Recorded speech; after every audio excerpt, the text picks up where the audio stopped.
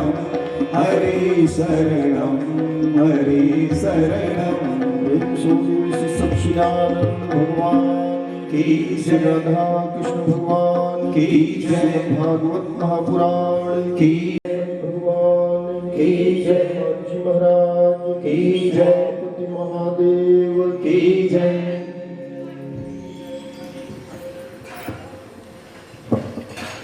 आइए भगवान की कथा का आश्रय लें। तीसरा दिन तृतीय दिवस, आप सभी का बहुत बहुत स्वागत, हार्दिक अभिनंदन है। भगवान सुखदेव रहते हैं, भगवत गीता में भगवान कहते हैं यदा यदा ही धर्मस्य ग्लानिर्भवति भारत अभ्युत्थानम् अधर्मस्य तदात्मानं सृजाम्यहम्। भगवान कहते हैं जब जब धर्म को हानि पहुंचेगी, अधर्म बढ़ने लगेगा, तब तब मैं तदात्मानं सृजाम्यहम्, तब तब मैं अवतरित होऊंगा, आ जाऊंगा मैं।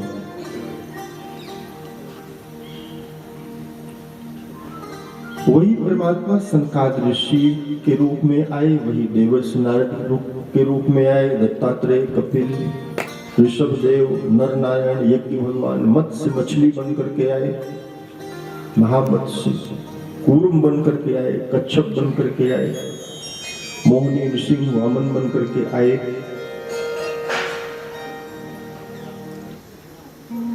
कल आपने कथा सुनी भगवान के नाभि कमल से ब्रह्मा जी प्रकट हुए। परमात्मा जब चाहता है कि मैं एक से बहुत हो जाऊं,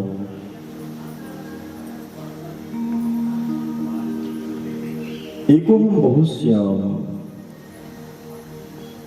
इस सृष्टि का विस्तार करना जब भगवान चाहते हैं तो सृष्टि उत्पन्न होती। सबसे पहले सृष्टि के क्रम में ब्रह्मा जी का आविर्भाव प्राकट्य होता है। श्रीमद् भागवत के अनुसार ब्रह्मा जी भगवान के नाभि से उत्पन्न हुए। विज्ञान भी कहता है कि सृष्टि के कण कण में, हर चीज में एक न्यूक्लियर है, केंद्र है, जो एटम है, जो परमाणु है, सबसे छोटा जो कहीं कण है सृष्टि में, कहीं से भी आप उठा लो, उसमें तीन चीज मिलेगी, इलेक्ट्रॉन, प्रोटॉन और न्यूट्रॉन। हर कण में एक न्यूक्लियस होता है, केंद्र होता है। हम सबका भी केंद्र क्या है? ये जो नाभि है, बच्चा जन्म से पहले नाभि से ही तो मां से जुड़ा होता है, नाभि से ही उसका पोषण होता है।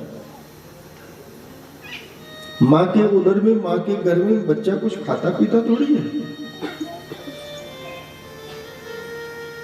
माँ के शरीर से ये नाभि ही बच्चे को जोड़ करके रखती है। जो हमारे 7 केंद्र हैं, 7 केंद्र हैं ऊर्जा के, उसमें नाभि का भी केंद्र है।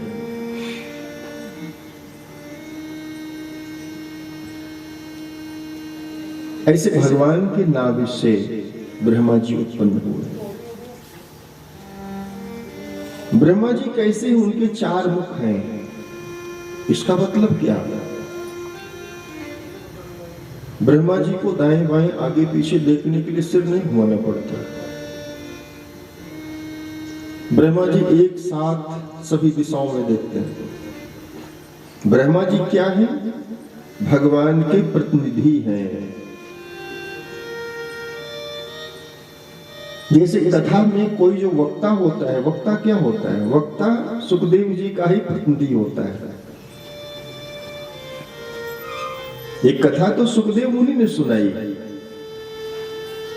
लेकिन जो वक्ता है वो सुखदेव जी का ही एक तरह से कार्य कर रहा है।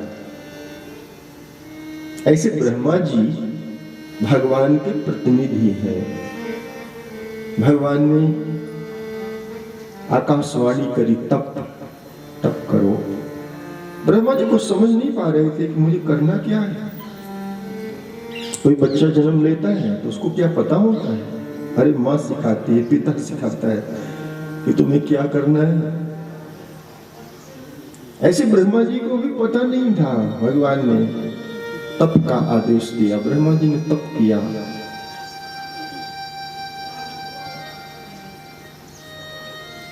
अनेक वर्षों तक तप करके ब्रह्मा जी ने सामर्थ्य प्राप्त करी। हर कार्य को करने की सामर्थ्य होती है। आपसे कहा जाए ये बिल्डिंग आप बनाओ, आप कहेंगे हमें तो पता नहीं। आपको अगर कोई बिल्डिंग का कंस्ट्रक्शन करना है तो आपको फिर सिविल इंजीनियरिंग सीखनी पड़ेगी, आर्किटेक्चर की, शिल्प विद्या की पढ़ाई आपको करनी पड़ेगी, ज्ञान आपको करना पड़ेगा। ब्रह्मा जी सभी विद्याओं में निष्णात हुए। कैसे निष्णात हुए? भगवान ने अपनी अंतर शक्ति ब्रह्मा जी में दी और यही ब्रह्मा जी ने फिर सृष्टि की रचना करी, मानस पुत्रों को जन्म दिया, देवताओं को प्रकट किया, विद्याधरों को, किन्नरों को, गंधर्वों को, सिद्धों को। और इसी क्रम में ब्रह्मा जी के मन से एक स्त्री और एक पुरुष उत्पन्न हुआ। पुरुष को मनु कहा गया। कथा में आगे आप कई मनुओं की कथा सुनेंगे। यह जो पहले मनु हैं इनको स्वयंभू मनु कहा गया। ये किसी माता पिता से नहीं उत्पन्न हुए। कल भी बात कही गई थी कि जैसे आप स्वप्न देखते हो, स्वप्न में आप अपने विचार के अनुरूप कुछ भी निर्मित कर लेते हो। स्वप्न में आप देखते हो कि मैं किसी कोठी में, बंगले में हूं। अब एक कोठी बंगला बनाने के लिए तो 50 लाख रुपया चाहिए। पहले जमीन खरीदो, रजिस्ट्री कराओ, फिर समय भी लगेगा, 6 महीने, साल लगेंगे। ब्रह्मा जी का जो संकल्प है वो शुभ संकल्प है, वो सत्य संकल्प है। ब्रह्मा जी सत्य में टिके हुए। आपका भी व्यवहार, हम सब का व्यवहार जिस दिन सत्य में टिक जाएगा, कभी कभी हम टिक भी जाते हैं, ठहर जाते हैं। सत्य में ठहरे हुए व्यक्ति के संकल्प सिद्ध हो जाता है। आप जो चाहोगे वही हो जाएगा।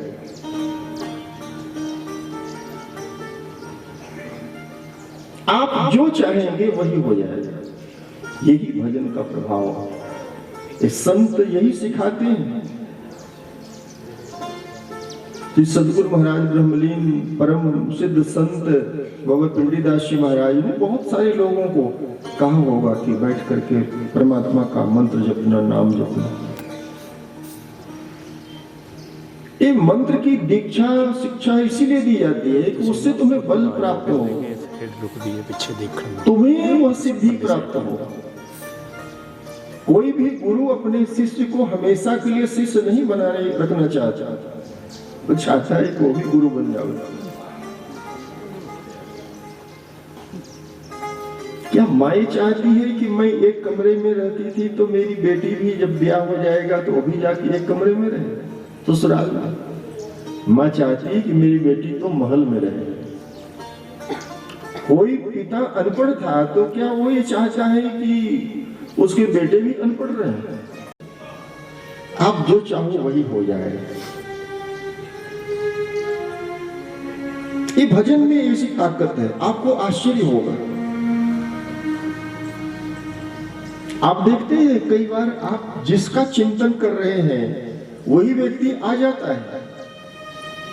कोई व्यक्ति चंडीगढ़ में है, आप अभी बातचीत ही कर रहे थे, अचानक वो आपके घर में आ जाते हैं। आपको बड़ी हैरानी होती। कई बार आप किसी को अभी फोन लगा ही रहे हैं, उसका फोन आ जाता है। ये हमेशा नहीं होता, कभी कभी होता है। लेकिन जब आप भजन करेंगे, मैं बात लिख करके दे सकता हूं कि आप जो चाहोगे सो होगा। आपका संकल्प, आपके सारे संकल्प फलित होंगे। आप जो चाहोगे सो होगा। जैसे ही जीव परमात्मा से तदाकार हो जाता है, जुड़ जाता है, अटैच हो जाता है, ईश्वर की सारी शक्तियां आपकी हेल्प करने लगती, सहायता करने लगती, प्रकृति आपके अनुकूल हो जाती है। अभी वर्तमान में किसी को लगता है कि सारी दुनिया हमारी दुश्मन है, कोई व्यक्ति भरोसे के काबिल नहीं है, लेकिन यही चीज भजन के बाद अनुकूल हो जाती है। सब आपके अनुकूल हो जाते हैं। एक एक व्यक्ति को ठीक करना, अपने अनुकूल करना बड़ा मुश्किल काम है, लेकिन परमात्मा कर सकता है।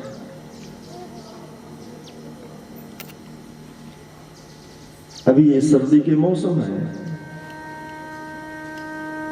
सामने वो गौशाला के सामने जो प्लाट है, तो उसमें गौ माता के लिए चारे का इंतजाम है, वहां चारा बीजा गया है। तो रात भर उस चारे वाले खेत में ओस पड़ती है, ओस की बूंदें पड़ती है, और आप सारे लोगों से कहा जाए कि वो ओस की बूंदें खत्म करनी, समाप्त करनी। तो आप सारे लोग जब जुटोगे ना, तो घंटे 2 घंटे तो लग जाएंगे पूरे प्लाट की, पूरे खेत की ओस खत्म करने में।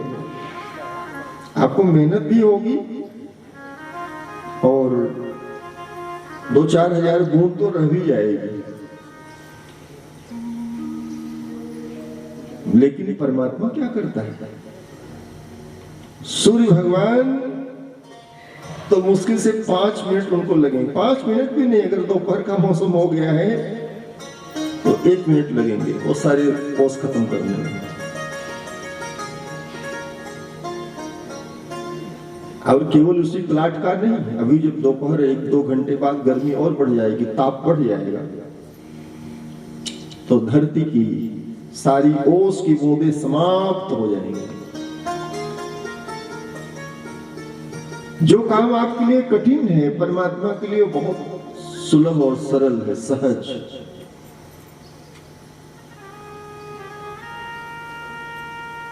परमात्मा के भजन में बहुत ताकत है। पी गए थे अगस्त ऋषि समुद्र को, सती सावित्री लेकर के आ गई थी अपने मरे हुए पति को धर्मराज के दहली से, द्वार से। नचकेता चला गया था धर्मराज के यहाँ। ऐसे बहुत सारे दृष्टांत हैं, प्रमाण हैं। बस इतनी सी बात आप अपने हृदय में बिठा लो कि भजन में बहुत ताकत है। आप जो चाहते हो वही हो जाएगा। आप जो चाहते हो घंटे 2 घंटे में हो जाएगा, 1-2 दिन में हो जाएगा। मैं बात कर रहा था कि ब्रह्मा जी चूंकि सत्य में टिके हुए, सत्य में प्रतिष्ठित हैं, उनकी बुद्धि सत्य से इधर उधर नहीं होती, टस से मस नहीं होती। ज्ञानी को, सत्य में प्रतिष्ठित व्यक्ति को कभी पतन के मार्ग आकर्षित नहीं करते।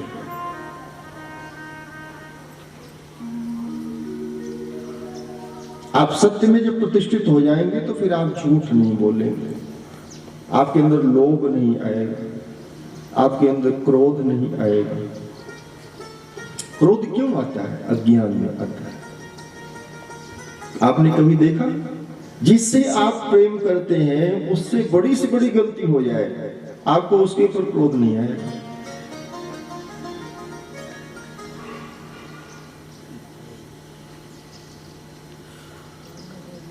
और इसीलिए परिवार में मधुरता, माधुर्य, प्रेम, सौहार्द बढ़े, फिर क्रोध का कोई सवाल नहीं आता।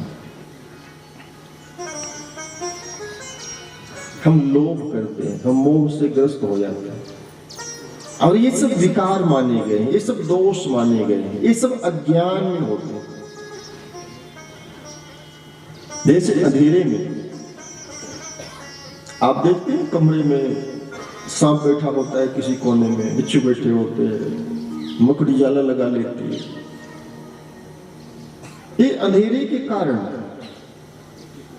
उजाले में सांप नहीं बैठता, उजाले में बिच्छू नहीं बैठता, उजाले में मकड़ी कहीं जाला नहीं लगाती।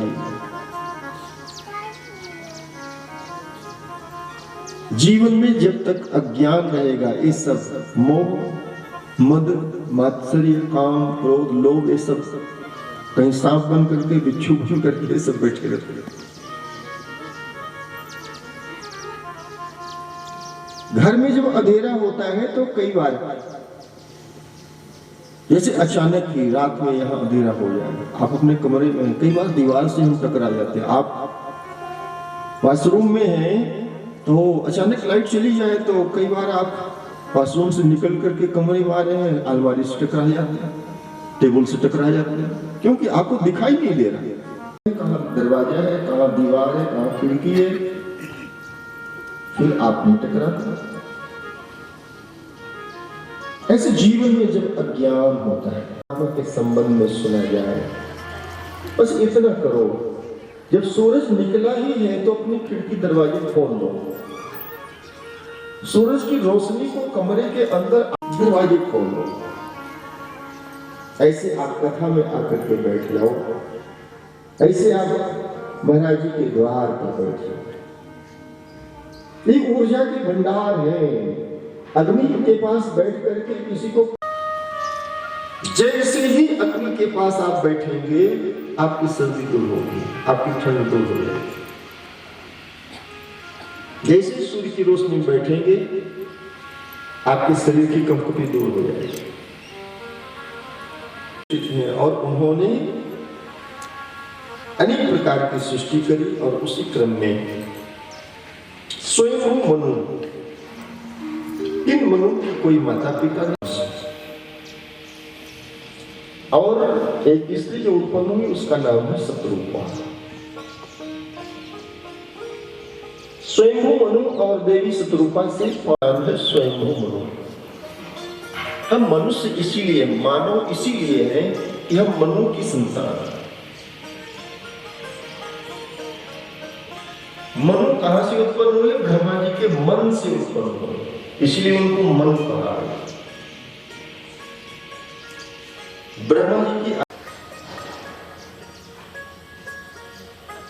ब्रह्मा जी ने सोचा कि सृष्टि अपने आप बढ़ती रहे।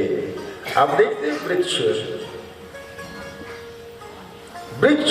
मरने से पहले भी बात कही जा चुकी है कि कोई फसल बेचना है, उसको समझ है कि अब मैं मिटने वाला हूं, और उससे पहले अपनी सारी ऊर्जा, सारी चेतना वो बीजों में कन्वर्ट कर देता है। और फसल जिस समय गिरने लगती है, फसल आप छोड़ो, जो यहाँ आसपास जंगल है, जंगल में बहुत सारे होते हैं, और सर्दी आती जब सूखने लगते हैं, सूखने से पहले नन्हे नन्हे बीज हो जाते हैं।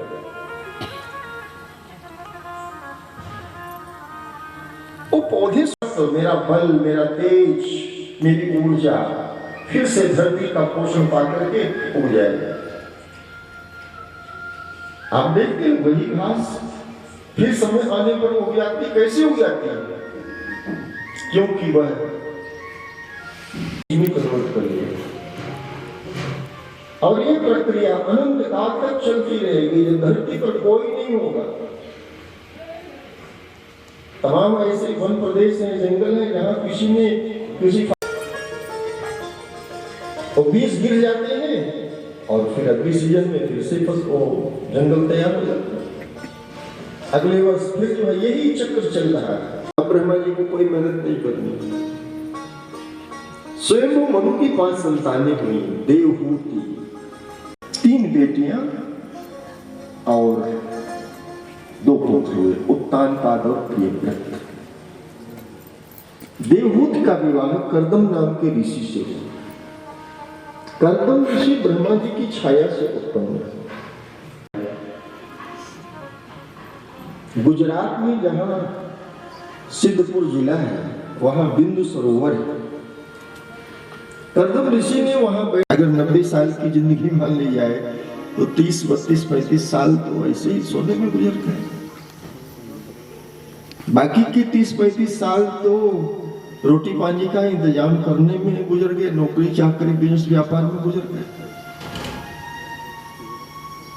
काफी कुछ बच्चों को संभालने में गुजर गया, रिश्तेदारियों में गुजर गया, मनोरंजन में गुजर गया। 80-82 साल की जिंदगी में 30,000 दिन होते हैं। अगर 80 साल की उम्र मान ली जाए तो हमें 30,000 दिन परमात्मा ने हमें दिए और हमने कितना सारा समय ऐसे ही खो दिया।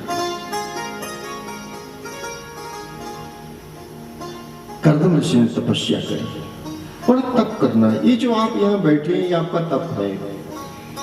घर में कहा जाए ऐसे 3 घंटे बैठो तो आप नहीं बैठोगे, चाह करके भी नहीं बैठोगे, और बैठोगे तो 20 काम याद आएंगे।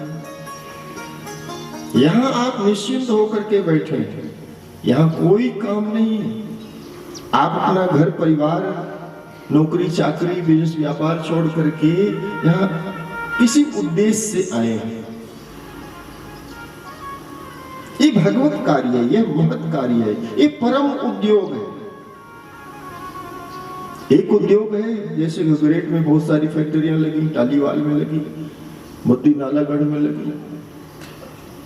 एक उद्योग है कारखाने लगाना, फैक्ट्री लगाना, वो भी अच्छी बात है, लेकिन यह भी एक उद्योग है, ये परम उद्योग है जो आप भगवान की कथा में बैठे। ये सबसे बड़ा उद्यम है, सबसे बड़ा पुरुषार्थ है। ईश्वर के लिए बैठना, भगवान की महिमा सुननी, भगवान की कथा सुननी, यज्ञ अनुष्ठान आराधना उपासना में बैठना, तीर्थ में जाना, ये सब परम उद्योग माने गए। ये आपका तप है, देर तक बैठने का अभ्यास। जो सयानी लोग हो गए, थोड़ा शरीर से अनुकूलता नहीं होती, बेशक वे कुर्सियों पर बैठ लें, चेयर पर बैठ लें, जैसी उनको सुविधा लगे, क्योंकि शरीर एक साधन है और शरीर को जैसी थोड़ी सुविधा लगती है वैसे बैठ जाइए। कोई आवश्यक नहीं कि आप पद्मासन में बैठिए, लेकिन जब आप आराम की स्थिति में बैठे तो सावधान बैठे। पूजा में, पाठ में, ध्यान में, भजन में सावधान होकर के बैठना चाहिए। आप बहुत आराम की मुद्रा में हो जाएंगे, फिर नींद आ जाएगी, आलस्य आ जाएगा, प्रमाद आ जाएगा। टीवी पर अचानक कोई दृश्य देखते देखते, जैसे आप मैच देख रहे हैं और अचानक कोई बहुत गंभीर दृश्य आया, कोई अच्छा प्लेयर खेल रहा है, तो आप सतर्क होकर के बैठ जाते हैं कि देखें अब क्या होता है। कोई आता है, अरे चाय पी लो, अरे रोटी खा लो, आप कहते हैं रुको ठहरो, अभी ये 2 मिनट का खेल देखना है। आप पूरी ऊर्जा के साथ, पूरी चेतनता के साथ अवेयर होकर के आप देखने लगते हैं। ऐसे भगवान के ध्यान भजन में बैठना ये तप है, परम तप है। जैसे आप यहाँ बैठे हैं, अगर संयोग से यहाँ श्री ब्रह्मा जी आ जाए, ब्रह्मा जी कहेंगे बैठे रहना, अच्छा कर रहे हो, अपने जीवन में कुछ बढ़िया कर रहे हो, सबसे बढ़िया कर रहे हो। छोड़ दिया था राजा परीक्षित ने अपना राज, भगवान महावीर ने जो राजपुरुष थे, राजमहल के राजकुमार थे, छोड़ दिया था राज। भर्तृहरि और गोपीचंद राजा के लड़के थे, राज्य के उत्तराधिकारी थे, छोड़ दिया था राज। भगवान गौतम बुद्ध राजघराने से थे, 23 साल की उम्र में अभी अभी विवाह हुआ था, साल भर का था। वो राहुल गौतम बुद्ध का बेटा, माँ थी यशोधरा, छोड़ करके चले आए थे। मैथिली शरण गुप्त ने एक महाकाव्य लिखा है जिसका नाम है यशोधरा। तमाम ऐसी देवियां और नारियां हुई हैं इस भारत भूमि पर कि बड़े बड़े राष्ट्र कवियों ने भी उनका आदर किया। यशोधरा अपनी सखी से कहती है, सखी वे मुझसे कहकर जाती है, अपने पति के लिए कहती है कि हे सखी, अगर मेरे पतिदेव स्वामी सिद्धार्थ, भगवान सिद्धार्थ उनका नाम था, बाद में गौतम बुद्ध हुए। यशोधरा कहती, सखी वे मुझसे कहकर जाते, पत्नी सो रही, बच्चा सो रहा है और उठे रात में चले गए। यशोधरा कहती, सिद्ध हेतु स्वामी गए, यह गौरव की बात, पर चोरी चोरी गए, यही बड़ा व्यापार। अगर मुझसे बता करके जाते तो क्या मैं उनको रोक लेते, उनके पैर में बेड़ी बन जाती। मुझे सिर्फ और सिर्फ इसी बात का दुख है कि उन्होंने मेरे ऊपर भरोसा नहीं किया, मुझे बताया नहीं। मेरा पति परमात्मा को प्राप्त कर लेता है, लेकिन अपनी धर्मपत्नी से जो इतनी छोटी सी बात छुपा ली, नहीं बताया, इसी बात का मलाल दुख हमें हमेशा रहेगा। गौतम बुद्ध चले आए थे, भर्तृहरि गोपीचंद चले आए थे। गोपीचंद की मां ने गोपीचंद को कहा कि पुत्र चला जा अपने मामा के रास्ते, चला जा बाबा पिंडीदास जी महाराज के रास्ते। गोपीचंद ने कहा, मां तो क्या कहती है, इतनी जिम्मेदारियां छोड़ करके मैं क्या। गोपीचंद की मां ने कहा, यही तेरी जैसी उम्र थी, जैसे तेरी 26-27 साल की उम्र है, ऐसी ही उम्र तेरे बाप की भी थी, लेकिन हम कुछ नहीं कर पाए। मेरी नजरों के सामने तेरे पिताजी मृत्यु के शिकार हो गए। मैं नहीं चाहती कि तेरी जिंदगी में ऐसा कुछ घट जाए। गोपीचंद ने कहा, इतनी जिम्मेदारी छोड़कर कैसे चला जाऊं? मां ने कहा है, जिम्मेदारियां जिसकी हैं वो देखेगा। इस भारत की भूमि पर एक महारानी हुई जिसका नाम था मदालसा। बहुत बुद्धिमान, बहुत पढ़ी लिखी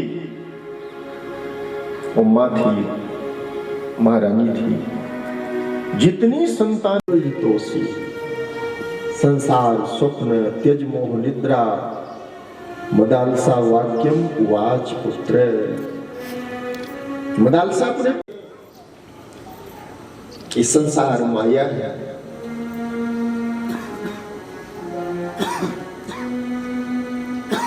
ने कहा ये मेरे अगली जो संतान होगी उसको मैं ये विद्या नहीं दूंगी।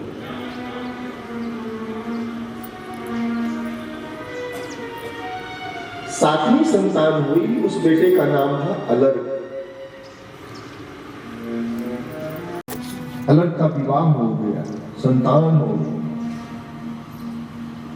महाराज और महारानी जब वन को वानप्रस्थी होकर 6 बेटे मेरे सन्यासी हो गए और एक इस संसार में फंसा रह जाएगा। चलते चलते मां ने एक ताबीज बना करके बेटे के गले में पहना दिया। घड़ी आए तब उसको खोल करके देखना।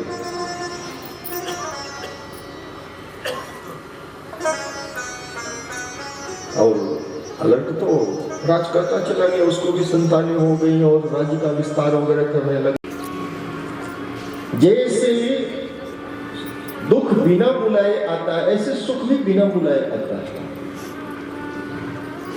आप न भी चाहोगे तभी सुख आपकी जिंदगी में आएगा।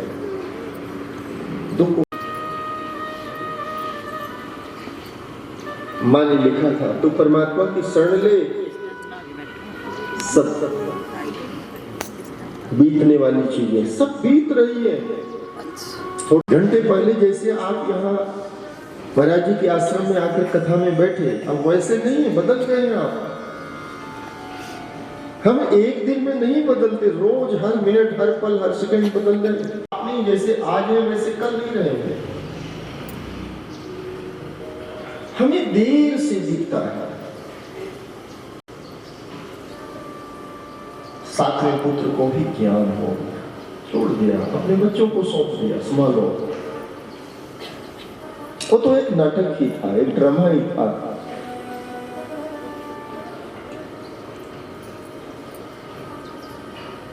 दो, चार, 5, 10 दिन, महीने, 2 महीने जब यहाँ उनके शुरू के प्रारंभ के बीते होंगे, सच में कई बात को दाचित हो।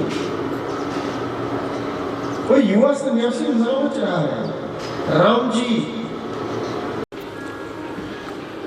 इस संत को अपना मित्र बनाओ। आदि भगवान कहते गुरु पद पंकज सेवा तीसर भगत अमानी होकर के गुरु की सेवा करते।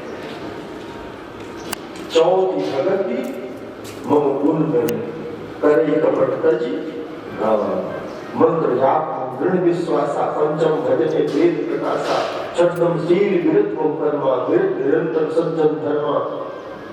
लिखा 8वां यथा लाभ संतोषा सपने में देखे परदोषा। 9वां सरल सब संचल ही ना, बिल्कुल सरल हो जाओ, सबसे सरल हो जाओ, रिजु हो जाओ, सहज हो जाओ, मधुर हो जाओ। बसंत की हर जड़ी बूटी में एक रस का प्रवाह हो जाता है। ऐसे आप सहज हो जाओ, आपके जीवन में बसंत आ जाए। कदम ऋषि से भगवान बहुत प्रसन्न है, बहुत प्रसन्न है। जैसे सुते क्षण से भगवान श्री राम कहा कि कुछ दिन के बाद स्वयं मनु आएंगे अपनी बेटी के विवाह का प्रस्ताव लेकर के, तो विवाह कर लेना। विवाह करना कोई बुरी बात नहीं। जिनकी आप कथाएं सुन रहे हैं, इनकी संतानें मनु पद को इन्होंने प्राप्त किया। ये मनवंतरों के स्वामी हुए, कोई सप्तर्षि बना, कोई इंद्र बना। जब भी आपको संतान की आवश्यकता हो, आप भगवान से प्रार्थना करो, हे देव आप हमारे घर में पधारो। आपको हम आमंत्रित करते हैं, आपके घर में योग्य संतानें आएंगे। श्रुतिधर श्रीमान धर्म धुरंधर महान संतानें, योग्य संतानें आपके घर में आएंगे। आजकल तो देख करके हैरानी होती है, माँ बाप का तिरस्कार जब बच्चे करते हैं। एक केरल की घटना है। कुछ बच्चियां रेलवे स्टेशन से निकल रही थी और अचानक उन्होंने सीढ़ी पर देखा कि एक औरत 65-70 साल की औरत तो भीख मांग रही। उन लड़कियों में एक ने कहा कि अरे देख तो, ये मेरी मैडम तो नहीं है। एक प्रिंसिपल रेलवे स्टेशन की सीढ़ियों पर बैठ करके भीख मांग रही है।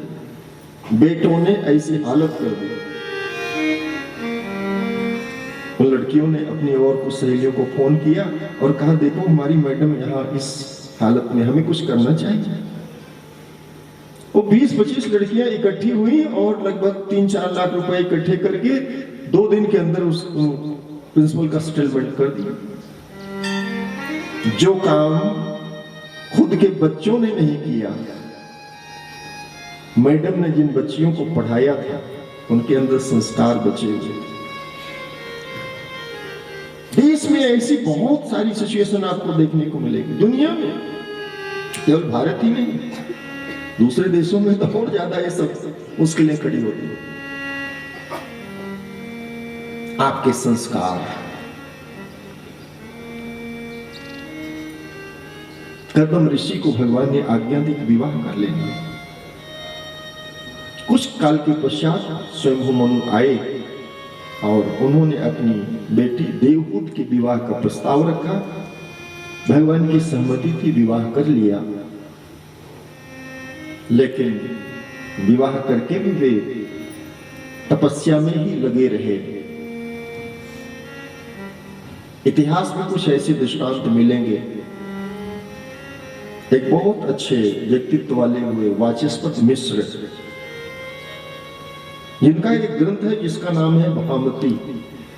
ये वेदांत का ग्रंथ है। भामती ग्रंथ जब वो लिख रहे थे, उस ग्रंथ को लिखने में कुछ महीने इतने डूब गए, उनको याद ही नहीं रहा कि मेरे घर में मेरी धर्मपत्नी भी रहती है, जबकि धर्मपत्नी सब कुछ करती, उनको भोजन कराती, सारी उनको सुविधा देती। और जिस दिन वो ग्रंथ पूरा हुआ, वो सायंकाल का समय था, पत्नी ने देखा कि हमारे स्वामी इस ग्रंथ को लिख रहे हैं, तो अंधेरा हो रहा है, तो मैं दिया जला देती हूँ। उस सरसों के तेल का दिया जला करके वहां उसने रख दिया, और उस दिए की रोशनी में उसी समय उनका ग्रंथ पूरा हुआ। उस दिए की रोशनी में पत्नी से पूछते हैं कि तुम कौन हो? पत्नी ने बड़ी विनम्रता से, अब कोई आधुनिक पत्नी होती तो उठा करके वो दिया उनके ऊपर फेंकती। कितने दिन से मैं सेवा कर रही हूं और तुम्हें इतना भी संवेदना नहीं, तुम्हारे हृदय की संवेदना इतनी मिट गई है कि अपनी पत्नी को नहीं पहचान पा रहे हो।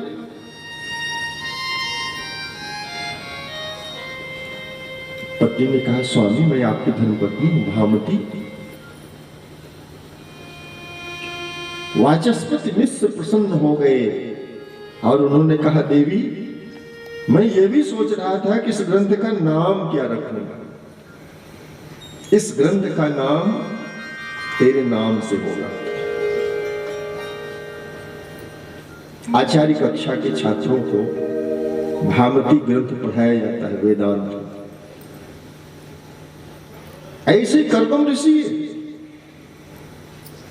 कर्दम ऋषि तो भूल ही गए देवहूति को, लेकिन देवहूति राजमहल से आई थी, जंगल में। स्वयं मनु ने कहा कि व्यवस्था करवा देते हैं। देवहूति ने कहा नहीं, जैसे मेरे पति रहते हैं मैं उनके साथ रहूं। भगवान श्री राम को वनवास हुआ और देवी सीता अपने बाप को फोन करती ने तो चित्रकूट में कितने बंगले बन जाते हैं। लेकिन सीता ने पूरी मर्यादा का पालन किया। तो जैसे मेरे पतिदेव और जो माँ ने कई माँ ने जो आदेश दिया, तापस वेश विशेष उदासी, 14 बरिस राम वनवासी है। राम तुम वनवासी की तरह रहोगे, तपसी की तरह रहोगे, तुम्हारे जीवन में उदासीनता होगी। तापस वेश विशेष उदासी, 14 बरिस राम वनवासी। और सीता को जिस समय जनक जी पहुंचे हैं, पहले तो भरत जी गए मनाने के लिए और पीछे पीछे फिर महाराज जनक को पता लगा, वे अयोध्या आए, फिर अयोध्या से चित्रकूट वे भी गए।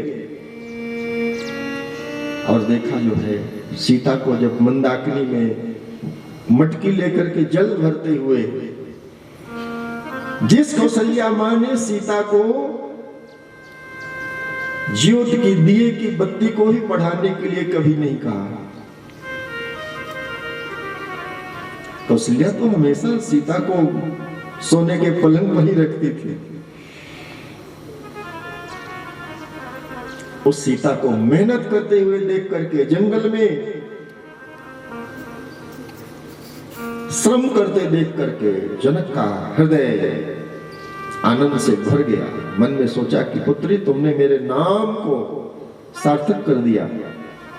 अभी तक तो मैं कहने के लिए विदेह था, लेकिन आज सच में मैं विदेह हो गया।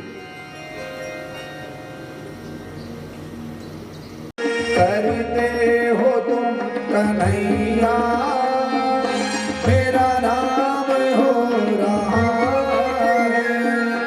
करते हो तुम कन्हैया, तेरा नाम हो रहा है।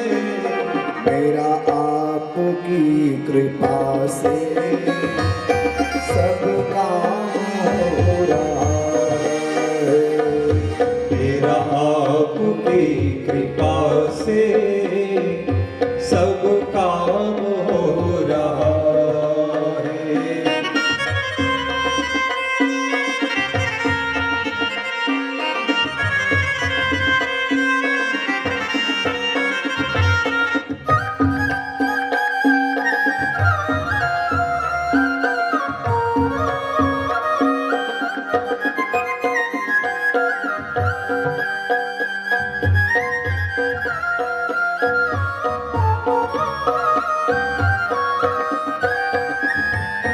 पतिवार के बिना ही मेरी नाव चल रही है।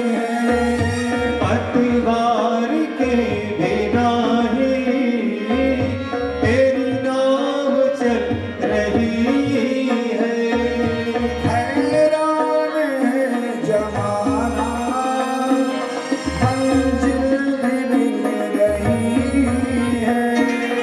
हैरान है जमाना, मंजिल भी मिल रही है। करता नहीं हूँ कुछ भी, करता नहीं हूँ कुछ भी, सब काम हो रहा है। करता नहीं मैं कुछ भी, सब काम हो रहा। करते हो तुम कन्हैया, मेरा नाम हो रहा है। करते हो तुम कन्हैया, तेरा नाम हो रहा। आपकी कृपा से सब काम हो रहा है।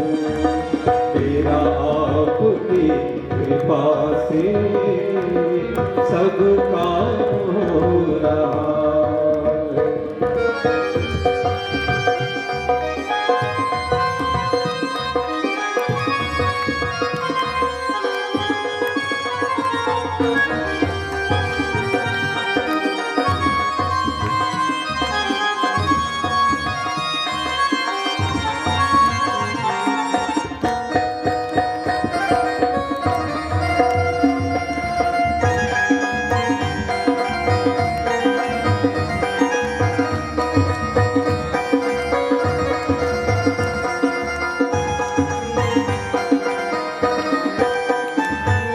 मैं तो नहीं हूँ काबिल, तेरा प्यार कैसे पाऊं।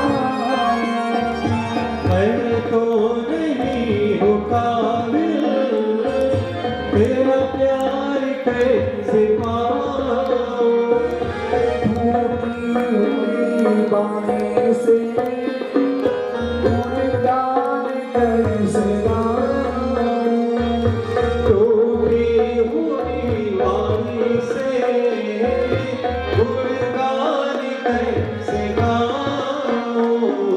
तेरी कृपा से ही, तेरी कृपा से ही ये कमाल हो रहा है। तेरी कृपा से ही ये कमाल हो रहा।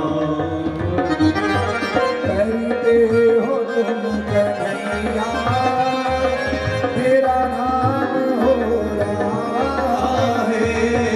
करते हो तुम कन्हैया, तेरा नाम हो रहा है।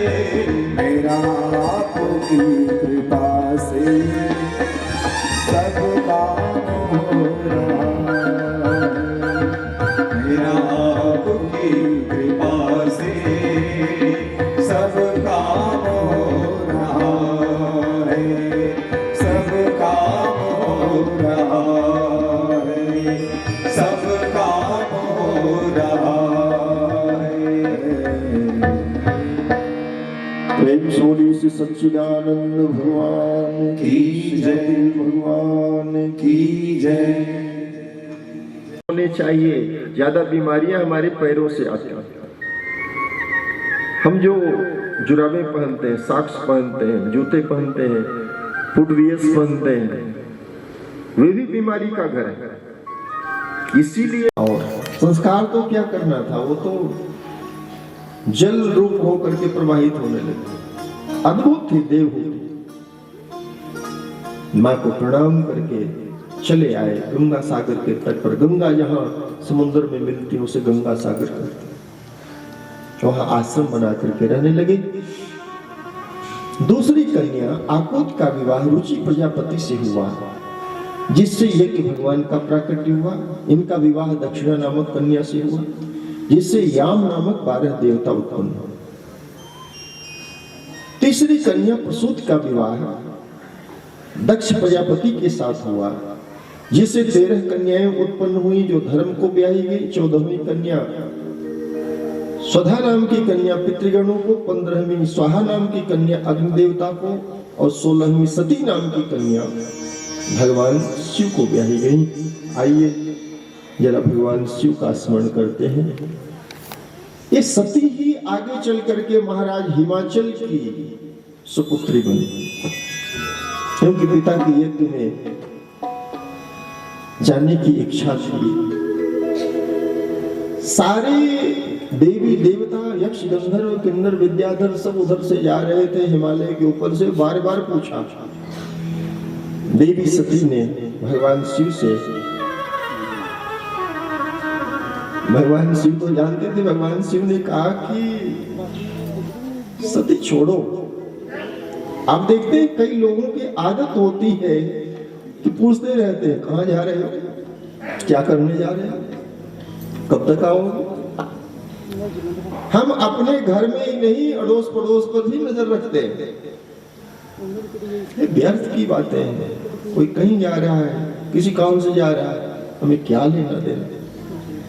हम अपने दिमाग को, मनोमस्तिष्क को कोई कूड़ा कचरा नहीं बनाए। व्यर्थ की बातों को हम सोचते रहते हैं, व्यर्थ का चिंतन करते रहते हैं, व्यर्थ की चीजों को स्टोर बना करके रखते जाते हैं। नहीं, अपने मनोमस्तिष्क को बिल्कुल तरोताजा रखें। फालतू बातों को हटाइए। भगवान शिव से देवी सती ने पूछा, ये सब विमान, इतने सारे विमान कहाँ जा रहे हैं। शिव जी ने कहा कि ये तो मैं बता दूंगा कहाँ जा रहा है, फिर इसके आगे मत पूछना।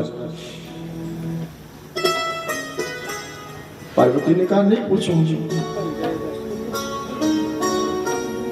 भगवान शिव ने कहा तुम्हारे पिता के यहाँ यज्ञ हो रहा है। देवी सती ने कहा अच्छा, पिताजी के यहाँ यज्ञ हो रहा है और सब जा रहे हैं, तो हम क्यों नहीं जा रहे हैं। भगवान शिव ने कहा मैंने पहले कहा था, कब एक उत्तर मैंने दे दिया तो बाद में अब मत पूछना।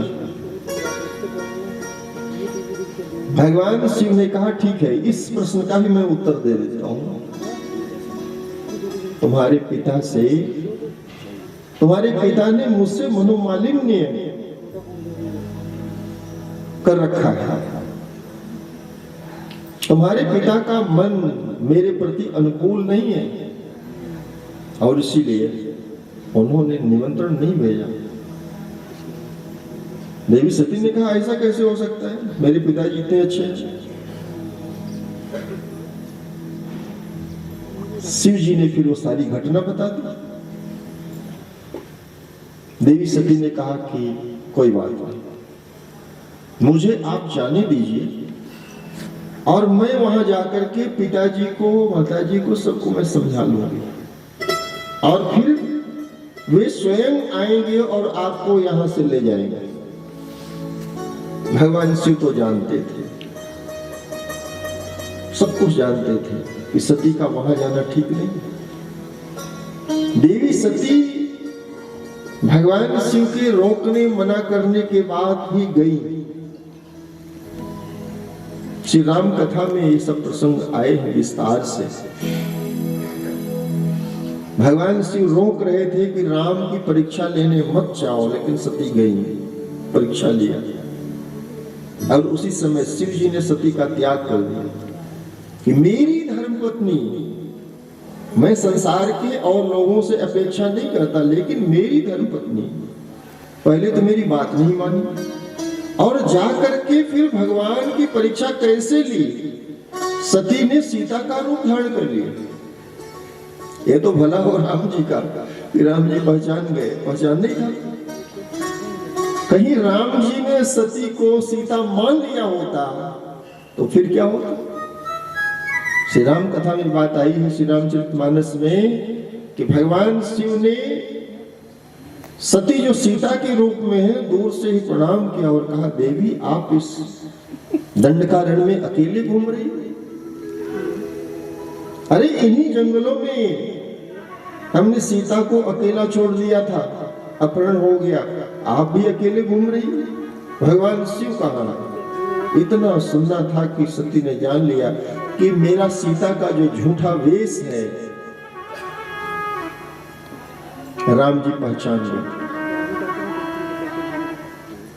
सती घबरा गई, बहुत अपने को संतुलित किया, फिर शिव जी के पास आई और भगवान शिव ने पूछा कि आप गई थी परीक्षा लेने के लिए, परीक्षा लिया? सती ने कहा नहीं लिया, फिर झूठ बोल गई।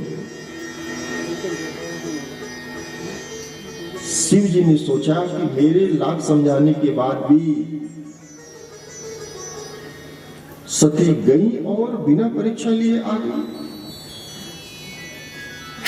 जिस समय सती परीक्षा लेने के लिए जा रही थी, गोस्वामी जी लिखते हैं, होई है सोई जो राम रचि राखा, को कर तर्क बढ़ावे शाखा। सती जैसी मेरी धर्मपत्नी मेरे इतने समझाने के बावजूद भी नहीं मान रही मेरी बात। अब तो लगता है कि जो राम जी चाहेंगे वही होगा। देवी सती गई, परीक्षा लेकर के आई। शिव जी ने पूछा आपने परीक्षा ली?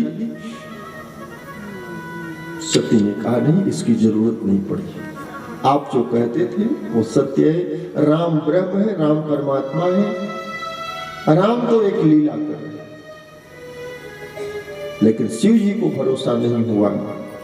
शिव जी ने अपने नेत्र बंद करके देख लिया कि सती ने राम जी के सामने जाकर के क्या चरित्र किया और शिव जी को पता चल गया कि मेरी धर्मपत्नी सती ने सीता का रूप बना लिया। और इसीलिए चूंकि भगवान शिव राम जी का बड़ा आदर करते हैं, भगवान शिव ने सोचा कि मैं अपनी धर्मपत्नी से ऐसे कृत्य की अपेक्षा नहीं कर सकता। मैं इनको बताऊंगा नहीं, लेकिन मन से मैं इनका त्याग करता हूं। शिव जी ने सती का उस समय त्याग कर दिया। आकाशवाणी हुई, आकाशवाणी में शिव जी की प्रशंसा करी कि भोलेनाथ हे महादेव, इतना बड़ा व्रत तुम ही सिद्ध कर सकते हो। सती की जरा सी गलती पर आपने उनको त्याग दिया। जो महान लोग होते हैं, आपके शरीर पर जो बिल्कुल स्वच्छ श्वेत वस्त्र है और उस पर एक जरा सा पॉइंट, पिन पॉइंट जितना भी अगर दाग पड़ा हुआ है तो दूर से दिखेगा। ये महान लोग होते हैं, महान विभूतियां होती हैं, ईश्वरी विभूतियां होती हैं, उनको जरा सी गलती भी नहीं पहाड़ जैसी दिखती है अपने में। और इसीलिए सती से कुछ नहीं कहा कि आपने सीता का रूप क्यों बनाया, ऐसा क्यों किया, वैसा क्यों किया, चुप रहे। इस शिव जी का चरित्र बहुत अद्भुत है, और शिव जी को जो सच में अपने जीवन में उतार लेगा उसका घर स्वर्ग बन जाएगा, कैलाश बन जाएगा, बड़ी शांति। शिव जी में और देवी सती में, पार्वती में कभी लड़ाई नहीं, झगड़ा नहीं। भगवान श्री कृष्ण की 16,000 महारानियां हैं, कभी कोई लड़ाई झगड़ा आपने सुना, देखा, किसी ग्रंथ में लिखा है? देवी लक्ष्मी ने कभी भगवान विष्णु से लड़ाई की, झगड़ा किया? नहीं। देवता इसीलिए देवता है, उनके अंदर समझ है, वे एक विचार, एक सोच, एक बुद्धि वाले हैं। यहाँ आप जितने बैठे हैं सबके विचार एक है। इस समय अगर तुझे महाराज की गोद में बैठना है या इस सिंहासन का उत्तराधिकारी बनना है तो जा भगवान विष्णु की तपस्या कर, वरदान मांगना तो मेरा जन्म मेरी छोटी मां से, तब तक महाराज की गोद या उनके सिंहासन का अधिकारी नहीं हो सकता। हुए चले आए अपनी मां के पास। मां ने बहुत अच्छी मां है। इतिहास में, पुराणों में कुछ ऐसी माताओं का जिक्र आया है, जैसे मदालसा की बात। मैंने अभी अपने बच्चे के मन से, दिल से, अंतःकरण से राजमहल की घटना को डिलीट नहीं किया, मिटाया नहीं, हटाया नहीं। आपका दुश्मन बन जाए। आप देखते हैं तमाम बच्चे अपने बाप के दुश्मन बने हुए हैं, क्योंकि कोई ऐसी घटना घट गई जिसका सही से राजा ने कहा मैं मार डालूंगा। भरत जी ने कहा कौन किसको मार सकता है, तुम मुझे क्या मारोगे, पहले तुम अपनी ही चिंता करो। ने पालकी में बैठे बैठे जान लिया कि कोई सेवक नहीं है, कोई मजदूर नहीं है, कोई भारवाहक नहीं है, ये तो कोई ऋषि मुनि संत है। कूद गया नीचे, देखा तो एक युवा सन्यासी गिर गया चरणों में। महाराज आप कौन है, कहीं आप शिव जी तो नहीं? आप इसीलिए भरत जी ने उस राजा को ज्ञान दे दिया कि राजा अपना अभिमान छोड़ दो। भरत जी ने सारी बात बता दी, तू पूर्व का वही मृग है और इसीलिए मैं तेरे से बहुत प्रेम करता हूँ। तेरी वजह से मेरे 2 जन्म फालतू के लग गए, नहीं तो मेरी तो मुक्ति।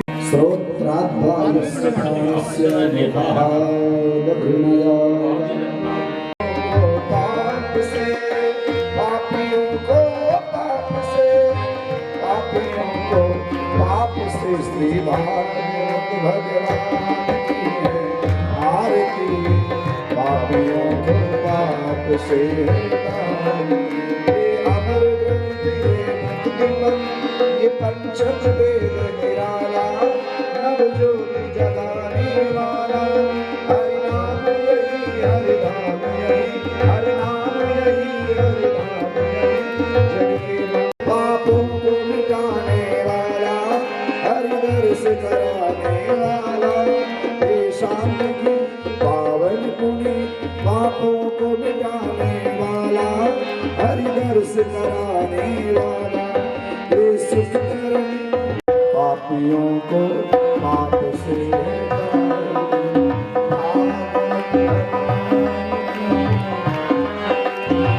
पापियों को पाप से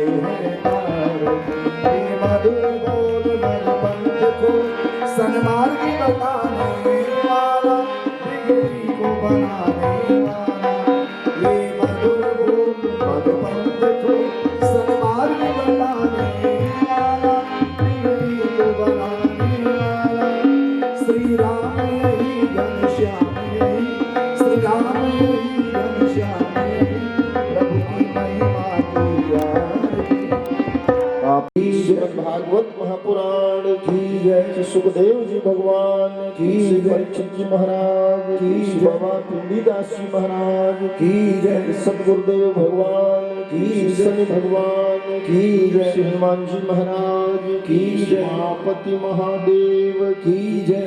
धर्म की जय हो। अधर्म का नाश हो। प्राणियों में सद्भावना विश्व का कल्याण हो। जय जय श्री राधे जय जय श्री राधे जय जय श्री राधे श्याम सभी खड़े हम जो देने वाला एक है मांगे लाख करोड़ सियावर राम जय मेरे प्रभु राम जय राम करो कल्याण सीता मेरे मन बस राधे श्याम। प्रेम से बोलिए श्री सच्चिदानंद भगवान की जय। श्री बाबा पिंडीदास जी महाराज की जय। सभी के लिए लंगर प्रसाद महाप्रसाद तैयार है, आप सभी उसका आनंद लें। और छोटी सूचना यह कि भगवान श्री कृष्ण का जन्म परसों होगा। कथा चूंकि 8 दिन की हो गई है तो इसीलिए परसों 5वें दिन भगवान का प्राकट्य होगा। हम लोग परसों उत्सव मनाएंगे, जश्न मनाएंगे, बाकी कल कथा यथावत चलेगी। बोलिए सच्चिदानंद भगवान की जय।